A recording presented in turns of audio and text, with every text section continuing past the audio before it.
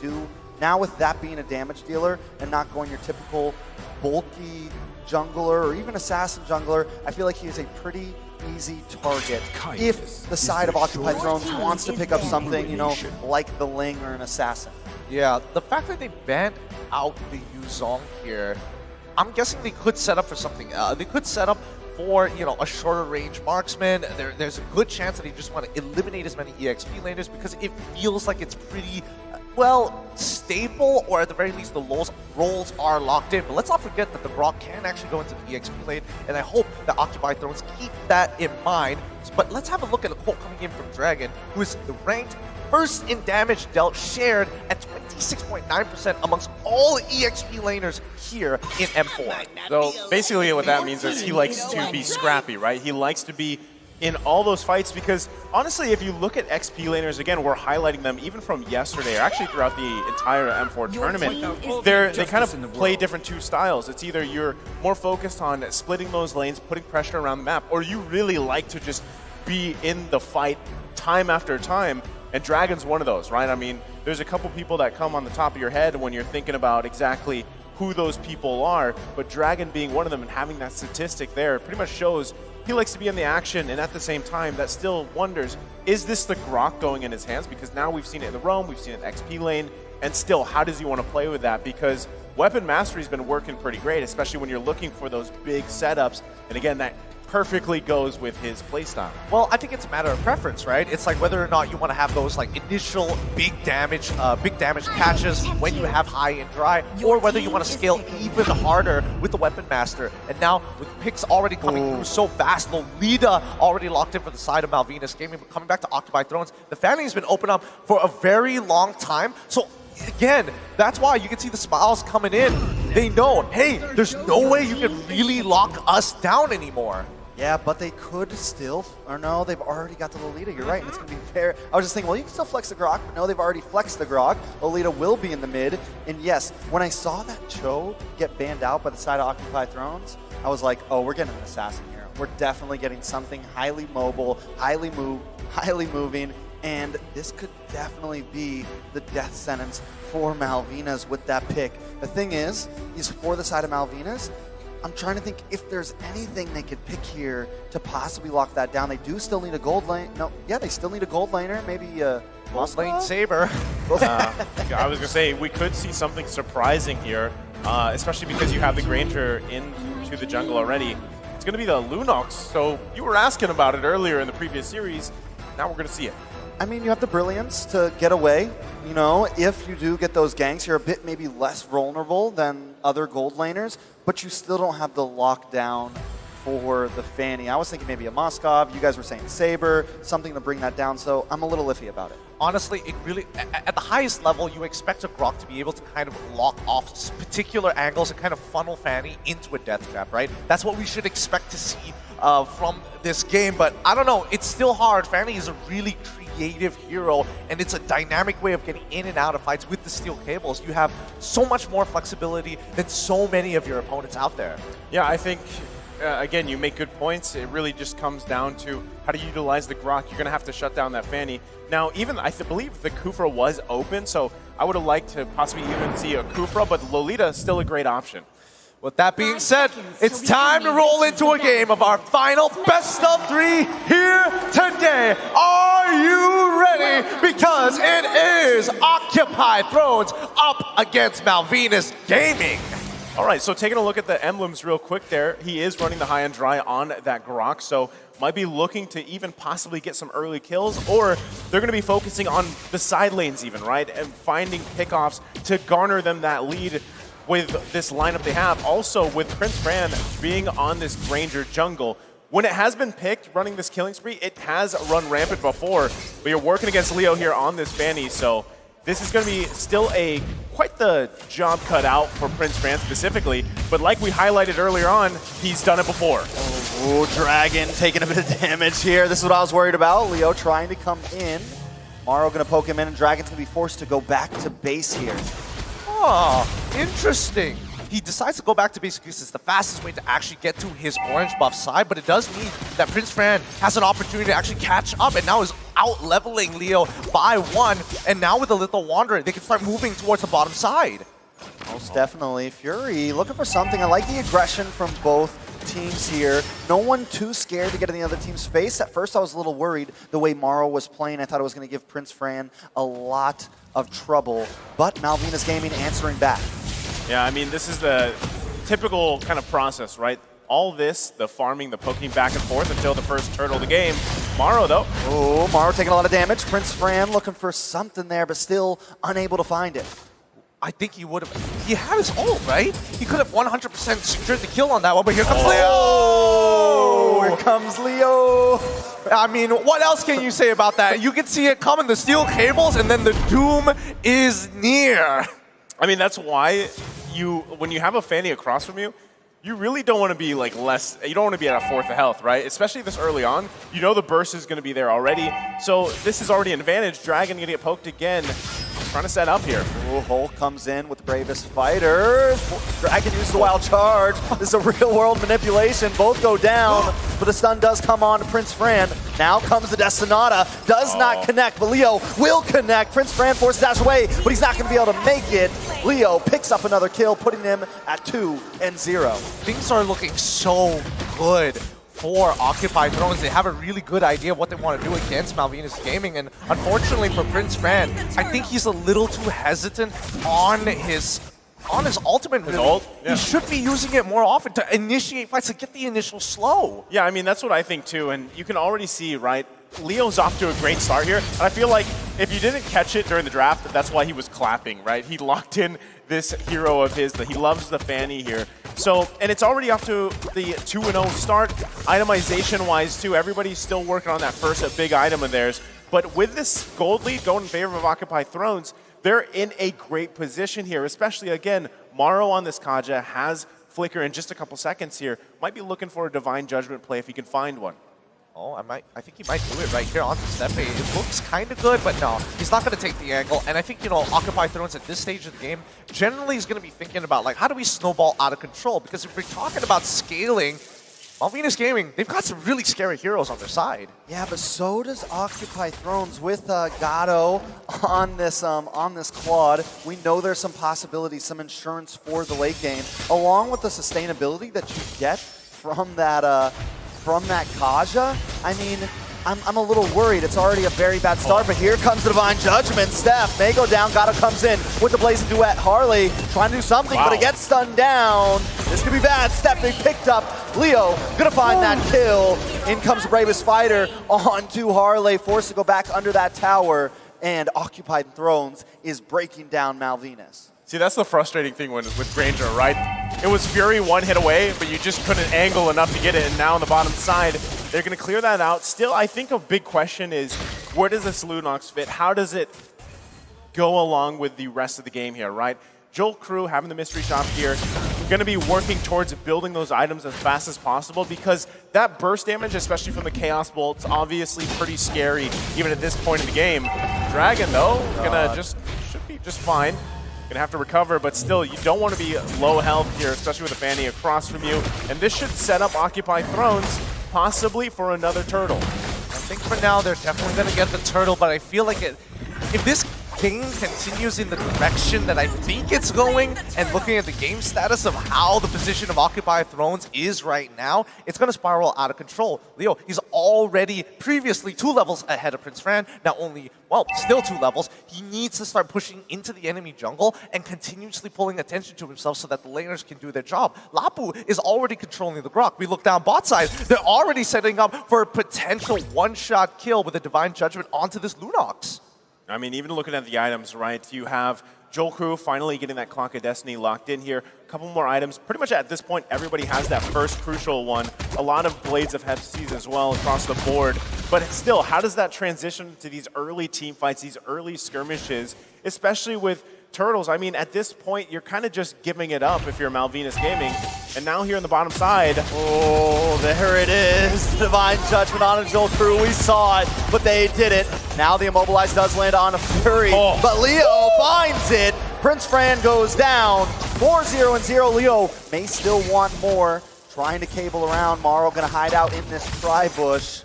This is looking rough with a 3K gold lead going to the side of OT. I feel like, oh wait, Not hold another on. one. Not another one. Okay, he's gonna get out here. I don't think it would have been another one. I don't think anybody has enough damage to really put the play out here, but Maro completely disrespecting the spacing on purpose, and he knows where everybody is on the map. I mean, they're still going at it here, right? Morrow in complete control. Top side, though. Dragon gonna get taken down pretty easily. Leo's just unleashing. I mean, this is just a Leo show in the jungle, but still, you complement it so well once again with Morrow on the Kaja here. And you're wondering, you know, we haven't seen Franco much. Well, that's because there's Kaja. It's on-demand targets. Oh, but the Destinata does land on Amaro, finally. Arle picking something up. Leo trying to find one of his own, though. Moves in, but it's a little bit too much more than he can chew. But now with the turtle up, Steffi gonna maybe try to zone this away. Fury getting a couple pokes in. Hulk is here as well, but I think we're at now a bit of a standstill. Yeah, I don't think this is good for OT at all.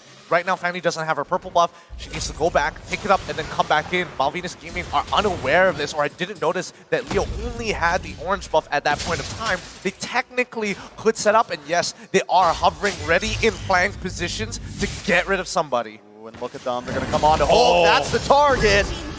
Mission completed. Hulk goes down. They This gotta be could careful. give Malvinas a little bit of a chance, but wait, Prince Han is the first one to fall. Leo now looking for the next one. The Numenon Blast lands down, and the damage is in. Brilliance forced to come out just to get away, but Dragon still falls. Morrow taking a bit of damage, but Leo's on the hunt. He wants one, he wants two, but he just can't find it. Back to the reset for the Turtle. Man, I mean, so this is frustrating if you're Prince Fran because, what, in 1 to 2 seconds, you're just deleted? I mean, it's so hard to even play around that because you literally have one dash on this Granger here, and especially with the Malefic Roar being picked up by Leo, this is 7-0, right? He's just massive in this game so far. They might even have just free control on this Lord. At this point, Malvinas Gaming, yes, you saw the burst from Joel Crew. It's obviously there, has that Genius Wand, pairs up really well with Harley here. But still, I think Harley, he needs to lock in that Ice Queen. Yeah, wait a second. Real manipulation comes on. Destinata lands. Fury 77 will go down along with Morrow. This could give Malvinas a chance over this Lord. This is a huge swing, honestly, but wait. Leo, Leo, don't do it. Leo wants to come in, trying to find the moment. Gato comes in with the Blaze Duet. Harley and Steffi are melted down, but Hulk is here with the bravest fighter, trying to lock on, but they're on the chase, and Hulk goes down.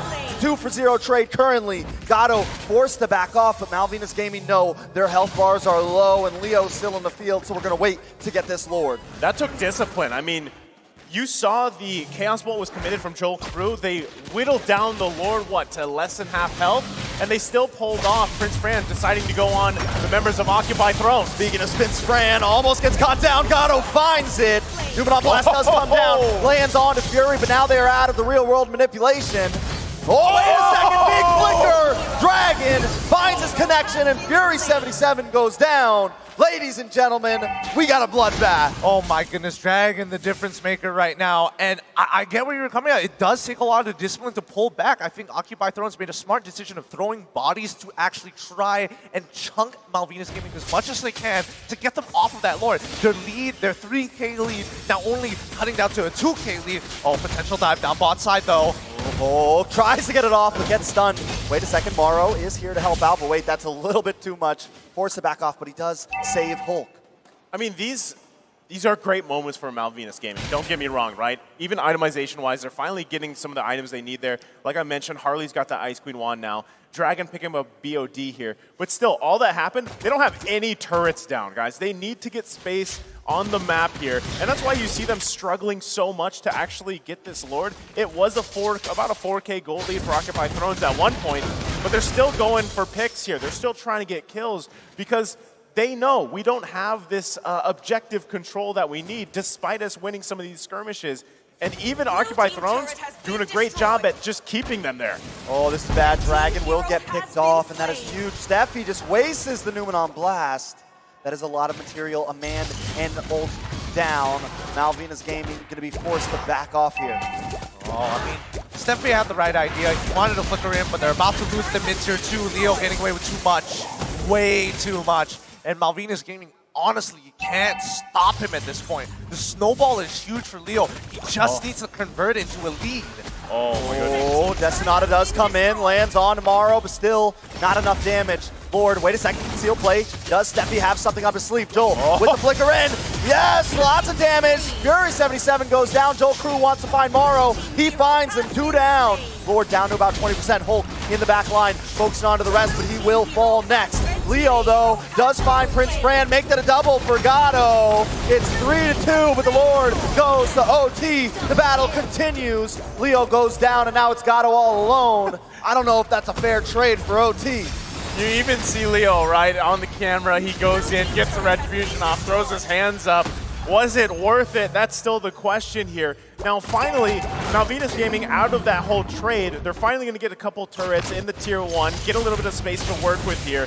Itemization-wise, too, it's now, at least they're catching up, right? Occupy Throne still holding on, but Gatto's going to get even scarier. He's already got those 3 core items for this Claude here, also running the Vengeance. So Malvinas Gaming, as the game goes on, they're really going to have to be careful on how they pick these fights because, again, you're relying on Dragon to find that Holy Mary, wild charge setup if he can, but still the interaction, you're also relying on Joel Crew with Harley. They got to work on this Lord, get it cleared up, get a reset going here, and try to find picks here. I'm actually on the opposite opinion. I think Malvinas Gaming would say, all right, take what you want. As long as we're not too far apart and we hit critical mass, we've got a really good opportunity to turn this around because that's the power of Lunox, who just scales to almost infinity here and makes it really difficult for Gatto, who has to take vengeance just to keep himself alive against... Whoa. No way.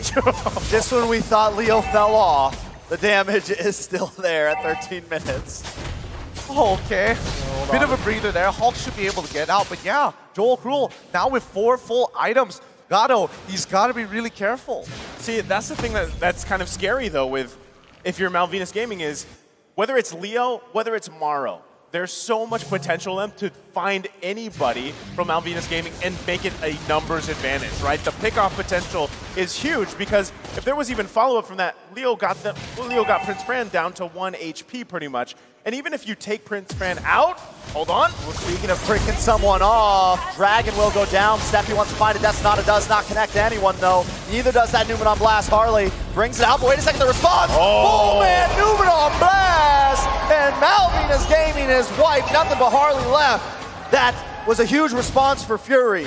Can we get a replay on that? We need a replay. What fancy footwork, steel cables coming up, man. Harley is gone. We all know it was happening. And wait, Harley survives, and they already sacrificed one. But this game should be done for. I don't know. Harley doesn't have it. Well, no, they do have the ult. They're going to be able to stop it. Maybe wipe this out. Hulk trying to find it. The base takes a lot of damage. Dragon comes out. The response is there. And now OT is on the run. This is going a little bit longer, ladies and gentlemen.